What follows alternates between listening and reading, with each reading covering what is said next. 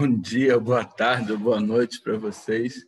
Então, hoje, conforme prometido, eu vou apresentar a aula extra de ecologia animal para vocês sobre caos determinístico, né, que algumas pessoas da turma pediram.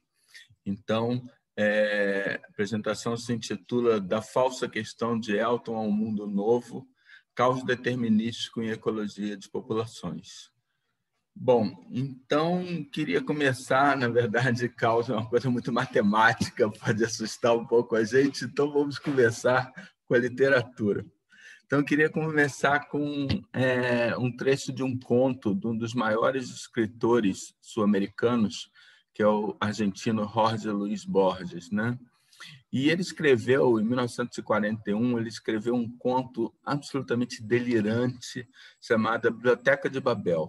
A Biblioteca de Babel era como se fosse uma fábula sobre uma maneira que ele imaginava que o universo podia estar organizado. Então, eu vou ler esse trechinho para vocês e depois vai ficar claro para vocês por que eu coloquei isso aqui. A biblioteca é infinita. Digo que não é ilógico pensar que o mundo é infinito. Aqueles que o julgam limitado postulam que em lugares remotos os corredores, as escadarias e hexágonos, que é a maneira como ele imaginava a biblioteca, os corredores, escadarias e hexágonos podem inconcebivelmente cessar, o qual é absurdo. Aqueles que imaginam o universo sem limites esquecem que tem limites o número possível de livros. Eu me atrevo a insinuar esta solução do antigo problema. O grifo é meu. A biblioteca é ilimitada e periódica. Se um eterno viajante atravessasse em qualquer direção, comprovaria ao final dos séculos que os mesmos volumes se repetem na mesma desordem, a qual, repetida, seria uma ordem, a ordem. Minha solidão se alegra com essa elegante esperança. Então, eu queria que vocês guardassem num cantinho da cabeça de vocês essas palavras. Os mesmos volumes se repetem na mesma desordem, a qual, repetida, seria uma ordem. Ok?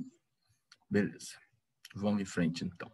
E aí a gente vai dar um pulinho da Argentina para a Noruega para falar, então, dos lemingues, né? Os lemingues, assim, desde as sagas vikings, se menciona que, de vez em quando, aparecia essa imensa quantidade desses roedores que tem lá na Escandinávia, os lemingues, então, como se fosse uma praga que ocupa o país inteiro, né?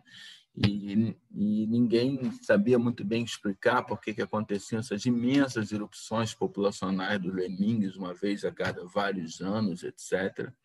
E tem aquela história que os lemingues se atirariam dos penhascos e se suicidam, né? Isso certamente não é verdade, porque se os lemingues se suicidassem, aquele que está lá atrás com uma boia certamente teria uma vantagem seletiva gigantesca, né? Ia passar os seus genes, né? Então, qualquer bicho que não se suicidasse ia passar os seus genes, os lemingues não se suicidam, mas quando a população começa a diminuir, você acha um monte de lemingues mortos em um monte de lugares, inclusive na base de penhascos. Mas, enfim, não se suicidam, mas ninguém tinha entendido muito bem o que estava acontecendo. E, bom, esse aí, vocês já viram ele antes, mais uma vez, nesse curso. Esse aí é o Charles Elton. E o Charles Elton, na década de 20, início da década de 20, ele era do século passado, né? Ele era um biólogo, né?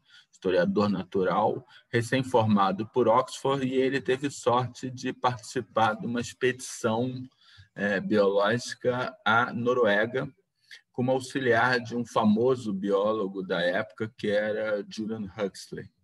E ali ele ouviu falar dos lemingues, daquilo, e se interessou, achou fascinante a questão, achou super interessante, chegou a aprender norueguês para ver os textos originais sobre os lemingues, e ficou na cabeça dele aquela questão de por que havia aqueles números gigantescos com intervalos de vários anos, o que estava acontecendo, né? Então ele se interessou por esses ciclos plurianuais, como hoje seriam chamados, essas flutuações de tempo muito longo de populações biológicas. E ele, então, esse interesse acabou conduzindo ele para uma série de dados maravilhosa, que era a série da Hudson Bay Company, a maior companhia de comércio de peles do mundo, que mostrava 80 anos de flutuações populacionais de 4 espécies, entre as quais o lebre e o lince. Eu já falei para vocês em aula, então, dessa ideia dele, de que a lebre e o lince tinham picos a cada 10 anos, de que eram oscilações acopladas, ou seja, uma população conduzia a flutuação da outra. Também já falei que hoje em dia a gente sabe que essa hipótese, como um todo, não está correta, não são oscilações dirigindo reciprocamente uma a outra, né? Isso é uma ideia linda, a ideia das oscilações acopladas predador-presa é linda, está em todos os livros textos, mas como foi dito por essa frase maravilhosa do meu ídolo maior em ciência, não sou um grande cientista, né?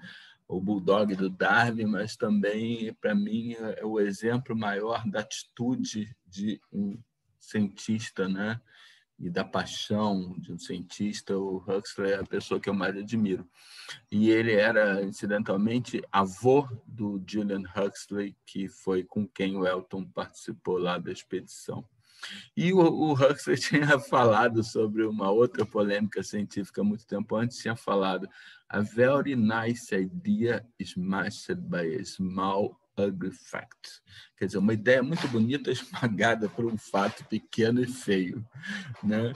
Então, essa teoria do Elton, ela começou a fazer água. Então, por exemplo, houve o trabalho do Michael Gilpin, em 1973. O Michael Gilpin publicou um artigo com o título esdrúxulo "Do Hare Eat Lynx? Será que as lebres comem lobos?", mostrando que, na verdade, algumas vezes a ordem das flutuações parecia o contrário, porque se a lebre dirige o lince, o pico do lince teria que vir sempre depois da lebre. Em alguns casos parecia vir antes da lebre. Então, na verdade, podia ser que a lebre estivesse carregando doenças para o lince. Então, na verdade, a coisa, no mínimo, era mais complexa do que se achava. Mas o golpe fatal realmente foi descobrir, que não se sabia na época do Elton, que existem várias ilhas ao longo das costas do Canadá, onde você tem populações de lebres que têm ciclos plurianuais com uma duração de cerca de 10 anos iguaizinhos. Então, reparem, quer dizer, não está errada, provavelmente, a ideia de que a lebre dirige o ciclo do lince, mas o fato da lebre ter um ciclo plurianual com 10 anos é uma característica da dinâmica populacional intrínseca da lebre, que não depende nada do lince, então não é recíproco, né? Então, a ideia do Elton estava, pelo menos, parcialmente errada. Mas o que fazia que a lebre tivesse, então, essa dinâmica com esses ciclos de 10 anos, assim como lemmings e etc., tem, então, esses ciclos de grande periodicidade? E a ecologia de populações começou a estudar isso utilizando um modelo experimental mais fácil de trabalhar, mais à mão, que era esse roedor lindo aí, roedor lindo é pleonasmo, né? Que é o Microtus, né? Field vole, né? Esse ratinho que você tem espécies desse gênero, né? O volo, na verdade, não é bem o ratinho, mas que você tem espécies desse gênero tanto na Europa como na América do Norte. E as pessoas, então, começaram a trabalhar com essas espécies que têm ciclos de duração de 3 ou 4 anos, mais curtos também, e com isso foram feitos vários estudos ao longo de pelo menos umas 6 décadas, a década de 20 até a década de 80 do século passado, tentando então fazer várias hipóteses para tentar entender o que gerava esses ciclos. E várias pessoas que formularam essas hipóteses eram alguns ecólogos brilhantes, como o Dennis Chitty, que está em cima à esquerda, que era orientado do Elton, e o Charles Krebs, que está embaixo, que era orientado do Chitty. Então, são 3 gerações científicas de brilhantes ecólogos, e o Krebs, inclusive, é autor de um livro-texto que existe em português, que muita gente usa. E, então, durante décadas, a ecologia foi formulando várias hipóteses, testando para entender esses ciclos, mas nada dava certo. Nenhuma hipótese conseguia se demonstrar que explicasse esses ciclos plurianuais. Então, foi proposta a hipótese que seriam dirigidos pelo alimento, pela quantidade de alimento, o Chitty testou isso, mas não deu certo, pela qualidade de alimento disponível em vários momentos do ciclo, isso foi proposto por Pitel, que também não deu certo, por epidemias, que epidemias dirigiriam os ciclos, então isso foi testado por um monte de gente e nunca deu certo. Por estresse dos bichos, de um cara chamado Christian, também não conseguiu demonstrar isso. Dispersão do Krebs, quer dizer, coisas como dispersão aumentada, estresse, é difícil você mostrar que isso é a causa do ciclo. Na verdade, pode ser consequência do ciclo. As doenças, o estresse, os bichos dispersarem, podem ser consequência do ciclo sem ser a causa. Mas a causa ninguém conseguia mostrar convincentemente o que seria. Alternância de genótipos, né, de bichos bons reprodutores, depois que aguentassem grande densidade, mas não reproduzissem tanto. Uma hipótese muito bonita, elegante, do Tite e do Krebs, mas também não foi demonstrada. E a coisa já estava chegando num desespero tamanho que, por exemplo, houve a hipótese das manchas solares, do próprio Elton. Né? Na verdade, que as manchas solares, que têm uma periodicidade perto de 10 anos, né? Parecida com 10 anos, e que essas manchas aumentariam a quantidade de energia disponível na Terra, isso geraria os ciclos. Mas, obviamente, o aumento de energia disponível por causa das manchas solares não é tão grande assim, e nem a periodicidade das manchas solares bate bem com os ciclos, e também não poderia explicar ciclos de 4 anos. Então, apenas os de 10 anos, mas não poderia fazer nada para explicar os ciclos de 3, 4 anos. Então, na verdade, todas essas hipóteses não foram conseguindo explicar a situação, né? É um verdadeiro tiroteio, né, de hipóteses, coisas e tal, mas ninguém conseguia ter uma explicação convincente. No meio disso tudo, apareceu um trabalho que pouca gente reparou na época, mas eu vou voltar ele lá no final dessa apresentação, que é de Hansen e Hentonen, 1985, que falaram do gradiente latitudinal na duração dos ciclos, ou seja, eles notaram que dentro de uma mesma espécie, dentro de Microtus agrestes, por exemplo, que é um voo, as espécies têm ciclos populacionais de mais longa duração quanto mais perto eles estão das altas latitudes. Então, por exemplo, no hemisfério norte, quanto mais alta a latitude, os bichos lá da Escandinávia, lá do norte das Ilhas Britânicas, lá de cima, tinham ciclos de 4 anos. Mais para o meio da Europa, tinham ciclos de 3 anos. Depois tinham ciclos de 2, e quando os bichos chegavam no Mediterrâneo, não eram cíclicos. Populações flutuavam dentro do mesmo ano. Então, havia um gradiente latitudinal de duração dos ciclos dentro de uma mesma espécie. Então, guardem isso em algum lugar da cabeça, porque a gente vai voltar a isso no final. Mas, na época, ninguém percebeu o que isso queria dizer. E a ecologia estava nesse estado de absoluta frustração para tentar entender o que estava acontecendo com os ciclos populacionais. E o próprio Elton, fazendo uma revisão da situação, coisa e tal, ele escreveu uma frase em latim para exprimir a situação de frustração, que era "Nati sunt muris et facta est confusio". Quer dizer, nasceram os roedores e fez-se a confusão. Absoluta calúnia, difamação com os roedores, inadmissível. Mas a ideia era essa, né? Agora, bom, aí dá um corte aqui para eu, quando era aluno de graduação, aí na biblioteca do CCS, numa época, acreditem-me, por incrível que pareça, houve uma época que os artigos científicos saíam revistas em papel, né? Uma época antes do PDF, né? E eu ia na biblioteca de vez em quando ver esses artigos, e eu encontrei um artigo lá que o título do artigo era tão esdrúxulo, jamais que eu ia ler um artigo com aquele título, né? Porque eu chego lá, tem um artigo cujo título é Simple Mathematical Models with Very Complicated Dynamics. De modelos simples com dinâmicas muito complicadas. Um cara chamado Robert May. Eu falei, por que eu vou ler? Matemáticos são loucos, por que eu estou interessado em modelos muito simples com dinâmicas muito complicadas? O que importa um troço desse? Beleza. Mas o tempo passa, né? E alguns anos depois, quando eu estava no meu doutorado, o jornal The Times, de Londres, fez uma pesquisa, né, para tentar escolher quem seriam as 1000 pessoas mais importantes do mundo no século XX. Quem tinham sido as 1000 pessoas mais importantes do mundo no século XX. E essa lista, naturalmente, tem vários políticos, Churchill, Gandhi, Hitler, coisa e tal, tem vários artistas, os Beatles, Pablo Picasso, Michael Jackson, Madonna, coisa e tal.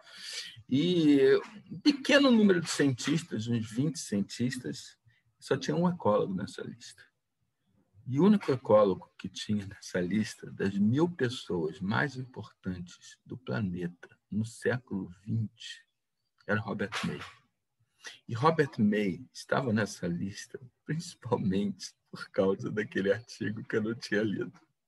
E aí, depois disso, eu tive que voltar com outros olhos e ler para ver o que tinha naquele bendito artigo que tinha colocado o May numa lista dessa. E aí, então, finalmente eu li o artigo, que é esse aí.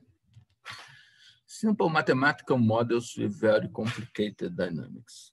E o que o May fez nesse artigo? O May simplesmente explorou o comportamento dinâmico, né? O comportamento de um modelo muito simples de crescimento populacional com regulação, né? Para uma equação de diferença logística. Então, é um modelo parecido com o logístico que a gente viu em aula, só que não é um modelo de derivada, como é o logístico, que é DNDT, é um modelo de equação de diferença, equação algébrica, né? Então, variação descontínua. Então, por ser variação descontínua, isso é importante, ele já tem embutido nesse modelo o atraso na resposta, tá certo? Então, NT mais 1 responde às circunstâncias que existem quando você tem NT, no momento anterior. Tá? A população vai crescer com uma velocidade que é determinada pelas circunstâncias que existem em NT, e isso vai dar o número que você vai ter no momento seguinte, que é NT mais 1. Então, o nosso modelo é NT mais 1 é igual a A, que é uma taxa de crescimento, vezes, né, que é o nosso análogo aí ao R, né, que é uma taxa de crescimento, NT mais 1 é igual a vezes NT vezes 1 menos NT. Tá? Na verdade, precisamente, há uma taxa de substituição também. Nós vamos considerar, por simplicidade de falar, mais fácil falar como sendo uma taxa de crescimento, eu acho. Então, NT mais 1 é igual a vezes NT vezes 1 menos NT. 1 menos NT é como se fosse um logisto. Então, você tem um equilíbrio, um nível de equilíbrio da população que ela estabilizaria, que nesse caso dessa população, então, seria 1. E os números são expressos como proporções desse 1, tá certo? Então, isso tem o logisto ali, seria 1, que é o nível de equilíbrio da população, menos NT, e funciona praticamente igual ao logisto do modelo logístico. Então, vamos explorar as consequências nesse modelo de você aumentar a taxa de crescimento populacional, aumentar o valor do A, né? Então, o logístico comportado seria mais ou menos assim, né? Independente da equação que gerasse um crescimento logístico, seria mais ou menos assim. Agora, o May, então, começou a explorar como é que seria o comportamento dinâmico desse modelo, né, algébrico com atraso na resposta. E a primeira coisa que ele observou foi uma coisa chamada overshoot, né? Ele começou a fazer simulações numa época que os computadores eram do tamanho de uma sala, né? E era extremamente difícil trabalhar com aquilo, mas era a primeira geração que estava tendo acesso a simulações de computador. E ele, então, primeiro ele começou a aumentar a taxa de crescimento e ver o que acontecia com a população. Então, ele viu que, primeiro, ele detectou que seria sobrecompensação, né? Overshoot, né? Então, ele via que a população, como ela tem um atraso na resposta, ela está respondendo às condições ambientais no momento anterior, T mais 1 está respondendo às condições ambientais em NT.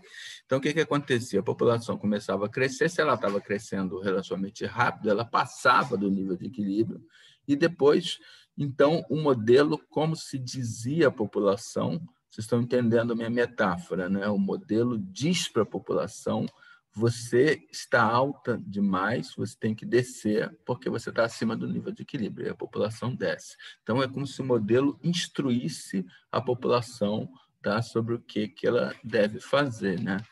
Então, primeiro a população passa do nível de equilíbrio, o modelo diz para a população: não, você está acima do nível de equilíbrio, você tem que descer. Aí a população desce, e como ela tem atraso na resposta, ela passa de novo para baixo, né? Antes de perceber que ela passou demais.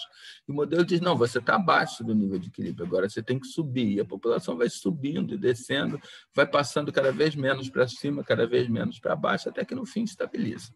Até aí, tudo bem. Isso era mais ou menos conhecido, nada demais.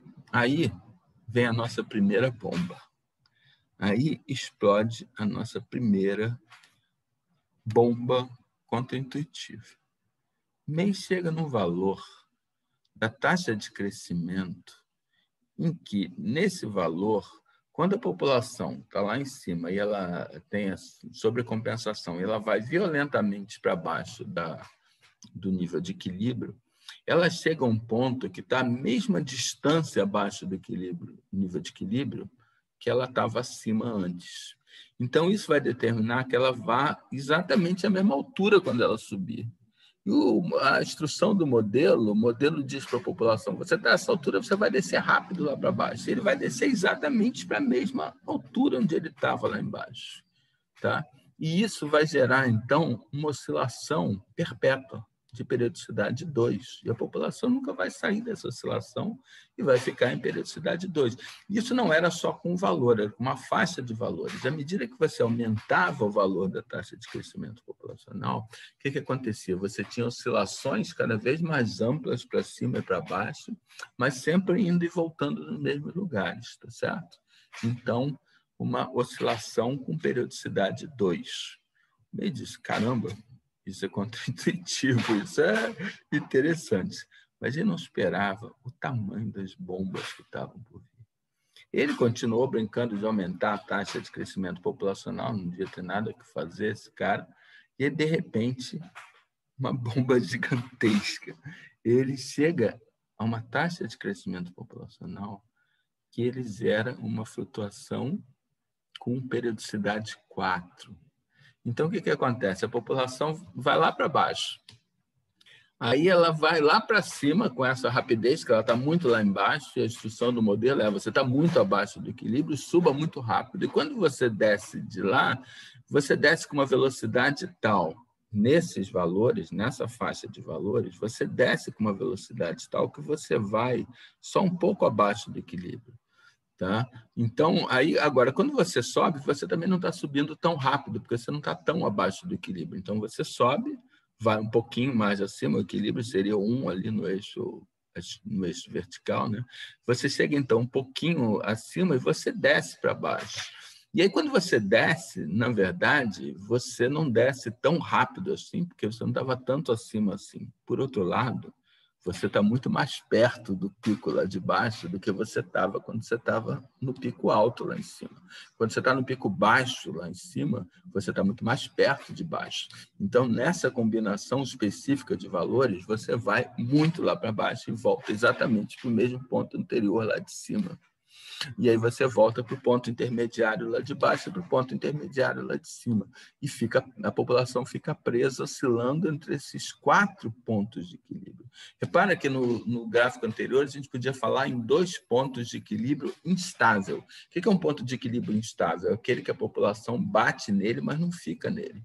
Fica só oscilando, batendo nele e voltando. Agora você tem 4 pontos de equilíbrio estável. Você tem 4 pontos onde a população fica batendo e voltando, tá certo?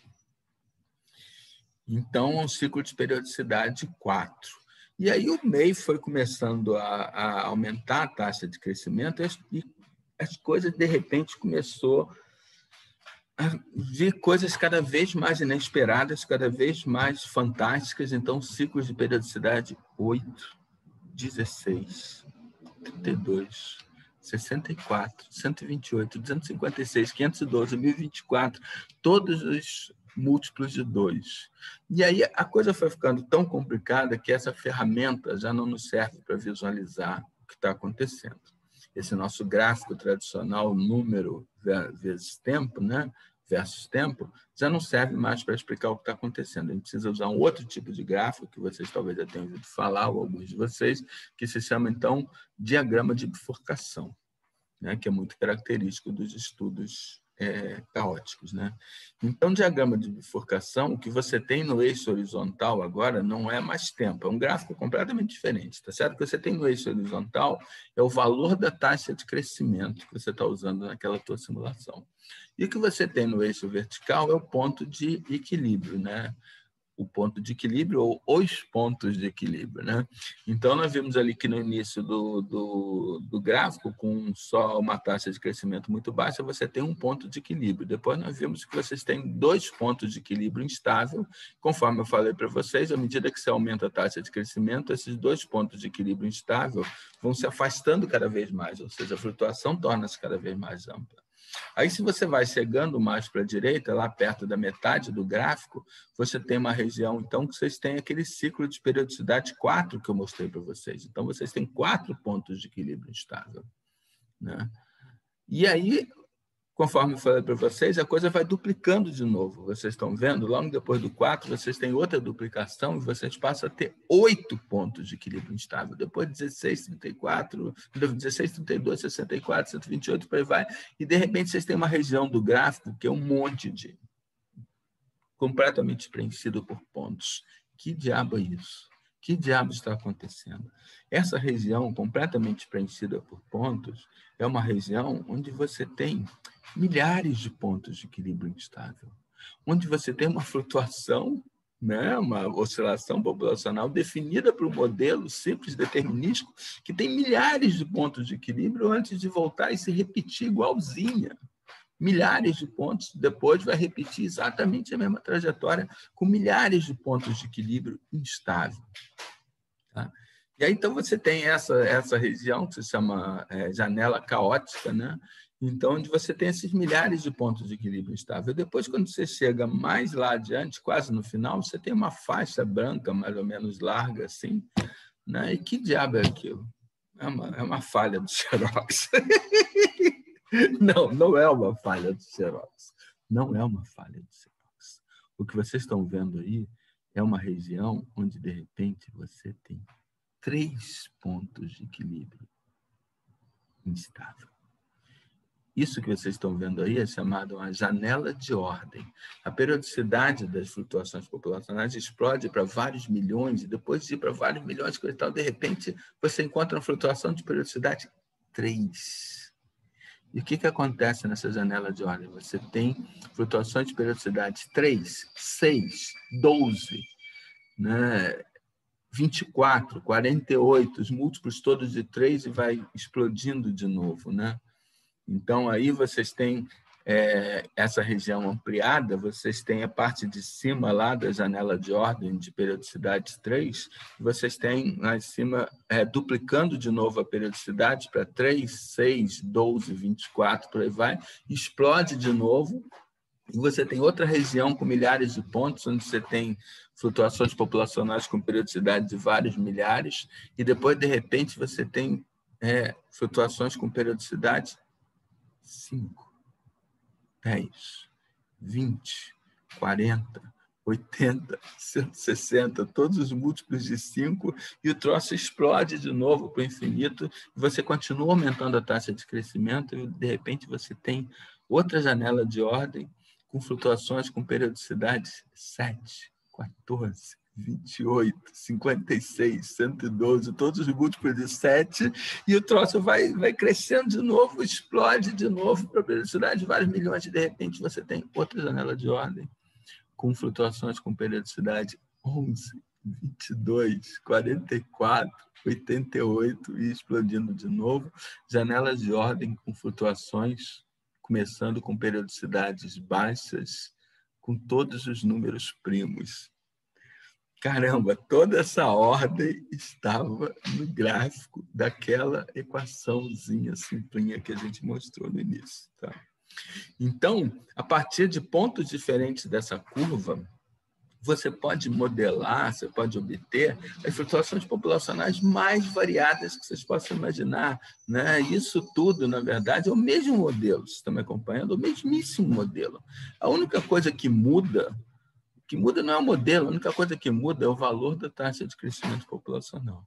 E com essa mesma equação, você gera esses padrões completamente diferentes de flutuações populacionais.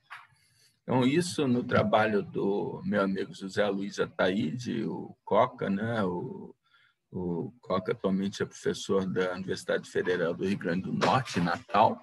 A gente fez um trabalho com isso, então, com uma mesma equação, o mesmo modelo desse caótico, a gente gerou esses padrões de flutuações populacionais só aumentando o valor da taxa de crescimento. Então, você tem um logístico comportadinho, você tem em cima à direita um ciclo de periodicidade 4, abaixo à esquerda você tem uma coisa que parece uma flutuação caótica, aleatória, né? Perdão, aleatória, sem nenhum padrão, tá? E depois, abaixo à direita, você tem uma flutuação que parece um padrão epidêmico, né? Como se fosse um padrão de epidemia, né? E, bom, se vocês acham que tudo isso é espetacular, né? É fantástico, bom, está só começando. Aí vocês têm esse gráfico, né, do diagrama de bifurcação, e um cara, um físico chamado Mitchell Feigenbaum, resolveu estudar quanto reduzia o aumento da taxa de crescimento que era necessário para se obter a próxima bifurcação, a próxima duplicação de período. Tá certo? Então, falei para vocês que as duplicações de período, são obtidas à medida que você aumenta a taxa de crescimento, mas você precisa aumentar a taxa de crescimento, que está no eixo horizontal, você precisa aumentar a taxa de crescimento cada vez menos para obter a próxima duplicação de período. Então, o Feigenbaum, ele pegou, então, e resolveu ver quantas vezes esse 3:1, quer dizer, o aumento da taxa de crescimento para obter a primeira duplicação, é maior que o 3:2 nesse modelo aí, e viu que, então, o 3:1 era 4,6692016090 vezes maior que o 3:2. Beleza. Aí foi ver quanto o 3:2 era maior que o 3:3 necessário para obter a duplicação de período seguinte. 4,6692016090. Tem alguma coisa de estranho aí. Quanto a 3 era maior do que a 4? 4,6692016090. Caraca! Aí ele foi ver nas outras janelas de ordem, todas as outras janelas de ordem, né? Quanto era necessário aumentar para você obter a próxima duplicação de período. 4,6692016090. Quer dizer, cada aumento desses era 4,669 vezes o que era necessário, o aumento seguinte, né? Vezes o aumento seguinte, para obter a próxima duplicação. Então, em todas as janelas de ordem, dava exatamente a mesma coisa. Ele pegou, mudou de modelo, botou outro modelo, né? Nas janelas de ordem, em cada uma delas, sempre 4,6692016090. Caraca!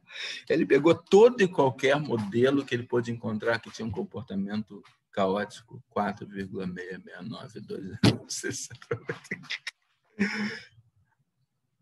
A matemática tinha acabado de encontrar a constante mais geral que ela tinha descoberto em séculos. O aumento que você precisa ter para ter duplicação de período, né? A diminuição do aumento que você precisa ter para ter duplicação de período em qualquer modelo caótico, hoje em dia, chamada constante de Feigenbaum. Então, toda essa ordem, todo esse padrão estava contido na flutuação populacional, então, determinada por aquele modelo simples, né? Bom, vamos explorar então um pouco as consequências filosóficas de tudo isso que a gente está vendo, né? Então, de volta ao Borges, vocês entenderam por que eu falei lá no início que a mesma desordem, os livros repetem-se na mesma desordem, a qual repetida seria uma ordem. Então, vocês percebem isso? Se parece uma desordem, parece uma coisa completamente aleatória, mas esses modelos são completamente determinísticos, por isso é causa determinístico, né? Esses modelos são completamente determinísticos, não tem nenhuma probabilidade, não tem nenhum P, nenhum Q. Se você rodar o mesmo modelo de novo, com os mesmos dados, vai dar exatamente o mesmo padrão, que pode ter uma periodicidade de vários milhões e parecer completamente aleatório, mas não é. Então, a mesma desordem repetida se torna uma ordem, tá? Então, anotem nos vossos caderninhos o que seria uma definição de causa determinística. pseudo-aleatoriedade, falsa aleatoriedade, produzida por modelos não lineares, simples, com atraso na resposta. Tá? Então, não linearidade, falsa aleatoriedade, produzida por modelos não lineares, simples, com atraso na resposta. Certo? Então, outra característica importante do caos é o chamado efeito borboleta, né? Essa chamada assinatura do caos. Vocês já ouviram falar disso, já teve até filme, né? Então, o efeito borboleta é conhecido mais tecnicamente pelo nome de dependência magnificada das condições iniciais. Então, se você tiver um modelo comum, não caótico, um modelo, por exemplo, de crescimento populacional, se a sua população começa com 50 ou 51, dentro de algum tempo não vai fazer diferença nenhuma, vai ser indistinguível o que vai acontecer. Mas no modelo caótico, essa diferença vai se magnificando ao longo da flutuação, né? De forma que logo as flutuações estão completamente diferentes. Então, aí vocês têm duas populações, uma começando com 50, outra começando com 51, e vocês percebem que no início as trajetórias das flutuações populacionais são iguais, mas elas vão cada vez se afastando mais, na verdade elas vão se afastando exponencialmente, com um expoente conhecido como expoente de Lyapunov, e aí depois elas se tornam, no final, são completamente diferentes e irreconhecíveis. Então, uma pequena diferença nas condições iniciais produz ao longo da flutuação um padrão completamente diferente se o seu modelo é caótico, que também é bastante contraintuitivo. E isso levou a uma das frases célebres do Edward Lorenz, que foi o meteorologista que chegou no caos da meteorologia antes do MEI, né, no final da década de 60. E a frase célebre do Lorenz foi: uma borboleta batendo as asas sobre Pequim há de mudar todo o clima sobre Nova York, quando ele percebeu que os movimentos das massas de ar eram caóticos. Tá? Então, isso tem uma explicação bastante importante. Isso explica exatamente por que predições climáticas não são confiáveis por mais do que alguns dias, justamente porque são modelos caóticos. Então, uma mínima imprecisão sua agora vai fazer que seja absolutamente impossível você predizer o clima daqui a 7 dias. Se você tem o clima daqui a 3 ou 4 dias, você pode predizer, porque a gente está lá no início da figura, as trajetórias do predito e do observado, mesmo que você tenha um pequeno erro de observação de uma parte em 1 milhão ou coisa assim, não são tão diferentes, mas depois de 10 dias torna-se absolutamente irreconhecível. Então, não é muito factível que predições meteorológicas de longo prazo sejam algum dia muito precisas, né? Pode ter um erro ínfimo e vai fazer diferença. Então, na verdade, a gente sempre dividiu o mundo entre eventos determinísticos e eventos ao acaso. E agora você tem 3 tipos de eventos. No evento determinístico, se você tem perfeito conhecimento das condições, a predição, mesmo a longo prazo, a curto, médio ou longo prazo, é sempre precisa. Tá? Você tem os valores, bota lá no modelo e você prediz se os valores estiverem corretos, se aquilo for um modelo determinístico. Se for acaso, é completamente imprevisível, né? Acaso é isso, você não pode predizer a longo prazo, né? Então, agora, se você tiver um evento caótico, o que acontece? Você é capaz de predizer a curto prazo, tá? Mas à medida que o seu prazo de predição, o número de unidades de tempo à frente da sua predição aumenta, a predição torna-se cada vez mais impossível. Então, agora, modelos determinísticos, a predição é sempre precisa, né, independente do número de unidades de tempo para frente. Modelos aleatórios, a predição é sempre impossível, independente do número de unidades de tempo para frente. Modelos caóticos e determinísticos, a predição é possível a curto prazo, mas se torna, na prática, impossível à medida que você vê muitas unidades de tempo para frente, certo? Então, a capacidade de predição não é independente do número de unidades de tempo à frente que você está tentando fazer a predição dos modelos caóticos. Agora, outra coisa que seria interessante falar aqui seria, por exemplo, da geometria fractal. Então, frequentemente, os gráficos de funções caóticas resultam em formas muito complexas que não são descritas pela geometria tradicional euclidiana. Então, para descrever as formas resultantes de funções caóticas, assim como de outras funções complexas, surgiu uma nova geometria que é chamada geometria fractal. Aí a geometria fractal, ela produz formas maravilhosas, lindas, né? Então, aquela imagem da capa era um fractal, né?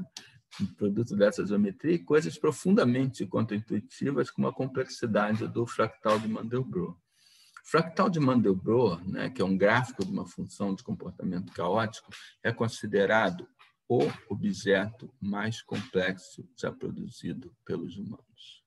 O fractal de Mandelbrot é mais complexo do que a Terra. Imagine o planeta Terra no grau de detalhe que você quiser. Imagina cada habitação, cada quarto, cada sala com todos os objetos, as pessoas, os bichos, as florestas, os mares, as montanhas, toda a complexidade da Terra. O fractal de Mandelbrot é mais complexo do que a Terra, tá certo?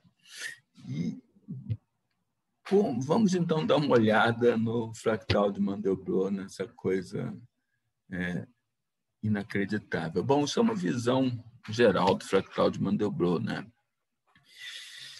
Então, aí vocês têm esse aspecto geral. Nós vamos ter uma sequência de slides, e cada slide a gente vai pegar, ampliar um pedacinho do slide anterior, a gente vai olhar em detalhe naquele pedacinho. Então, você tem ali na imagem menor em preto e branco, está assinalando um quadradinho pequenininho ali no fractal em geral, e a gente vai ampliar e ver aquela região daquele quadradinho pequenininho. E aquela região daquele quadradinho pequenininho, que parece um zíper, seria isso daqui que está nesse quadradinho preto aí. Então, aquela região do fractal de Mandelbrot é isso daí, né? E aí você pega, nessa segunda imagem, você bota aquele quadradinho pequenininho, e dentro desse quadradinho pequenininho você tem isso daí. Esse é o gráfico, a forma do gráfico dentro daquele quadradinho pequenininho. E beleza, aí você pega dentro dessa imagem que você acabou de ver, a imagem maior, você então pega um quadradinho dela, amplia só um quadradinho dela, uma pontinha daquelas, e essa pontinha daquelas vai dar essa imagem aí, tem tudo isso aí. Tá? E aí você pega, então, nessa imagem, você amplia um trechinho dela e você vai ter isso daí. Essa complexidade aí. E aí você amplia um trechinho dela e você vai ter essa complexidade aí. E aí você vê no meio aparecendo como se fosse uma réplica do fractal como um todo em escala menor. Isso é uma característica da geometria fractal, é autossimilaridade, é similaridade em diferentes escalas. Então, você vai ter coisas que nunca são exatamente iguais, mas são muito parecidas, que vão aparecendo em diferentes escalas, né? Como se o fractal como um todo se reproduzisse em diferentes escalas, isso vai aparecer vez após vez. Então, aí no caso, você vai ampliar de novo aquele centrinho ali, você tem o fractal aqui aparecendo, né?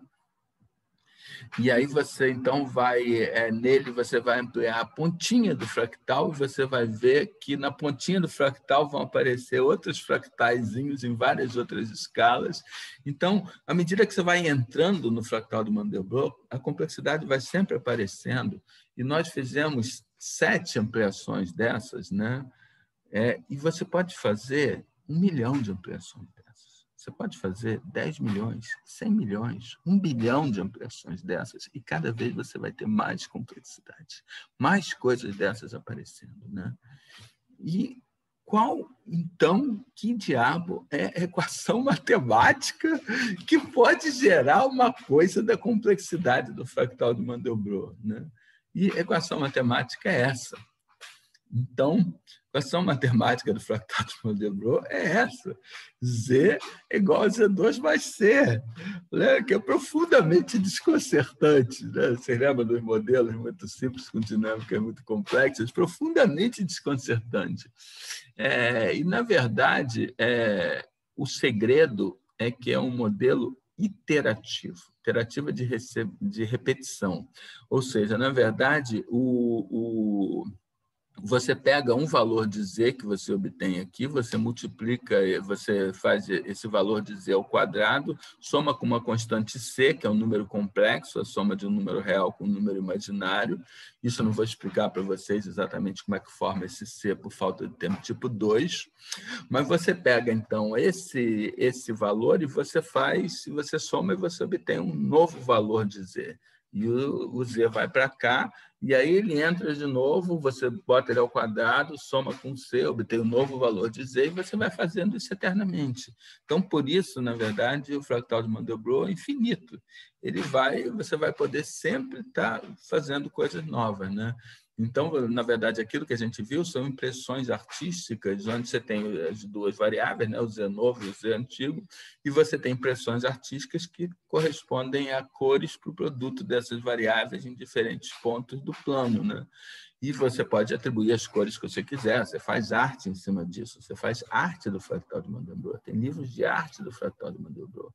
E, da mesma forma, você tem matemáticos que podem fazer tese de doutorado explorando a geografia de parte do fractal de Mandelbrot. E isso tudo veio dessa equação aí. Tá?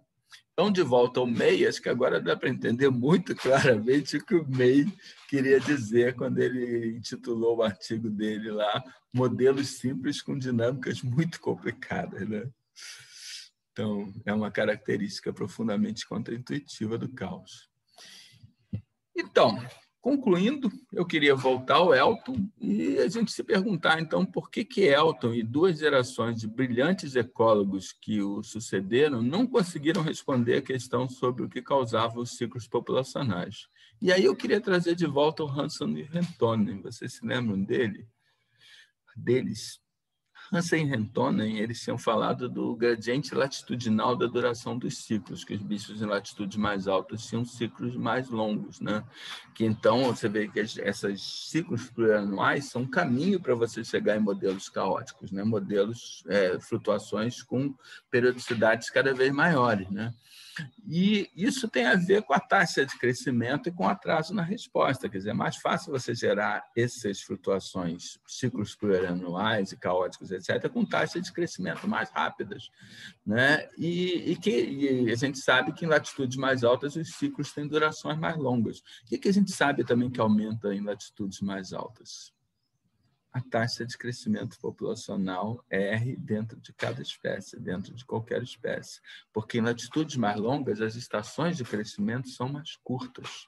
Então, dentro de cada espécie, você tipicamente seleciona proles maiores, intervalo entre proles menor, né, menor idade de primeira reprodução, justamente os R's variam latitudinalmente dentro de cada espécie, os potenciais de crescimento, e isso, então, esses R's mais altos, latitudes mais altas, tendem a gerar flutuações maiores que podem ser caóticas. Então, eu queria concluir falando de um trecho de um livro maravilhoso, que acho que alguns de vocês já podem ter lido ou ouvido falar, que se chama O Guia do Mochileiro das Galáxias, né, de um cara chamado Douglas Adams, né, que faleceu recentemente. É um livro maravilhoso de ficção científica, de comédia, né, que é um gênero bastante raro, né, comédia de ficção científica. E numa das partes do livro tem uma coisa muito maneira, que a Terra, na verdade, é um experimento para resolver, para responder a grande pergunta que o experimentador faz. Ele tem a grande pergunta, The Great Question of Life, the Universe and Everything. A grande questão da vida, do universo e de tudo.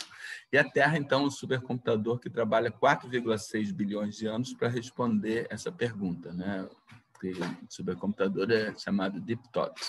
E depois, então, desse tempo, finalmente o supercomputador está prestes a dar, está pronto a dar a resposta. Então, trava-se o seguinte diálogo. Tudo bem, diz Deep Thought. A resposta para a grande questão e o experimentador. Sim, da vida, do universo e de tudo, diz Deep Thought. Sim, sim. 42.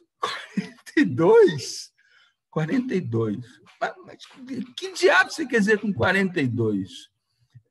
A resposta é 42. Agora, qual é a pergunta? Então, o que eu vou argumentar é que Elton e seus brilhantes sucessores não tinham como responder à questão de que fazia uma população ser cíclica ou não cíclica, porque a pergunta deles impedia a mais inimaginável das respostas. A pergunta deles era qual é a diferença qualitativa que havia entre uma população que tinha uma população cíclica e outra que não era cíclica. E a pergunta deles impedia a mais desconcertante das respostas. Nenhuma. Não tem nenhuma diferença qualitativa. A diferença é puramente quantitativa. O modelo pode ser exatamente o mesmo. A única coisa que varia é o valor da taxa de crescimento. Tá certo? Então, ciência muitas vezes é assim. Você só pode ter a resposta correta se você tem a pergunta correta.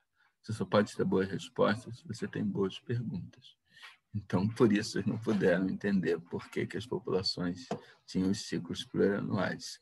E não puderam, naquela época, perceber o imenso, maravilhoso mundo novo que se abria diante de nós quando nós pudemos, então, entender o caos determinístico e abriu, então, as portas desse mundo para nós. Obrigado a vocês.